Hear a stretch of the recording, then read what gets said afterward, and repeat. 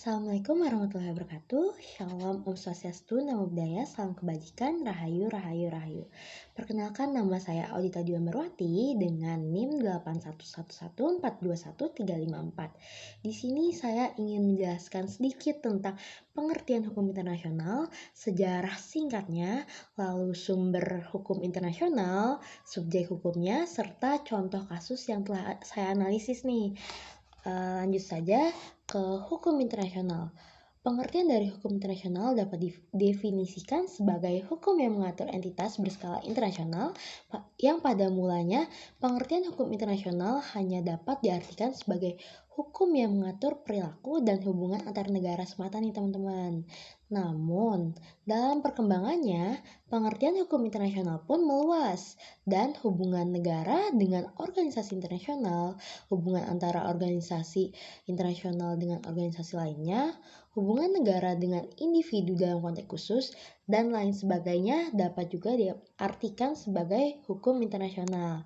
Lalu, berbagai praktek-praktek hubungan politik yang telah dilakukan menjadi tanda bahwa hukum internasional sudah hadir sejak masa dahulu kala nih teman-teman. Walaupun terbatas secara geografis dan kultural, praktik seperti diplomasi, penghormatan integritas wilayah masing-masing, penghentian keadaan agresi, pembentukan aliansi pertahanan, penjajian perdamaian, serta keadilan sosial telah menunjukkan bahwa terdapat hubungan politik antar bangsa-bangsa.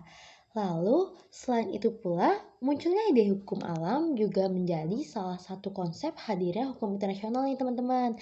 Selain menjadi konsep fundamental dalam teori hukum alam sangat penting untuk memahami hukum internasional, serta menjadi pendahuluan yang mutlak bagi pembahasan kontemporer tentang hak asasi manusia.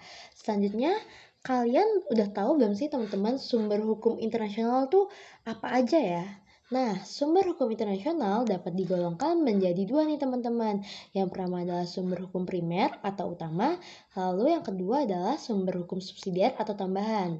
Nah, yang dimaksud dalam sumber hukum internasional yang utama itu ialah perjanjian internasional, kebiasaan internasional, dan prinsip-prinsip hukum umum. Lalu kalau untuk sumber hukum internasional yang tambahan itu apa sih? Nah, untuk sumber hukum internasional tambahan adalah keputusan pengadilan dan ajaran para sarjana yang terkemuka dari berbagai negara serta keputusan badan perlengkapan organisasi dan lembaga internasional.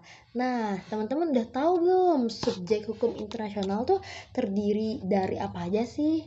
Nah, sumber hukum internasional itu terdiri dari 6 subjek nih, yaitu yang pertama adalah negara, yang kedua organisasi internasional, yang ketiga Palang Merah Internasional, yang keempat Tahta Suci Vatikan, yang kelima adalah pemberontakan, dan yang terakhir atau yang keenam adalah individu. Nah, selanjutnya kita bakal ngebahas tentang contoh kasus sengketa internasional yang pernah ada nih. Kita akan membawa kasus Indonesia yang bersengketa dengan Malaysia tentang klaim dari dua pulau yaitu Sipadan dan Likitan. Nah, teman-teman sebelumnya udah tahu belum tentang kasus ini? Kalau belum aku jelasin ya.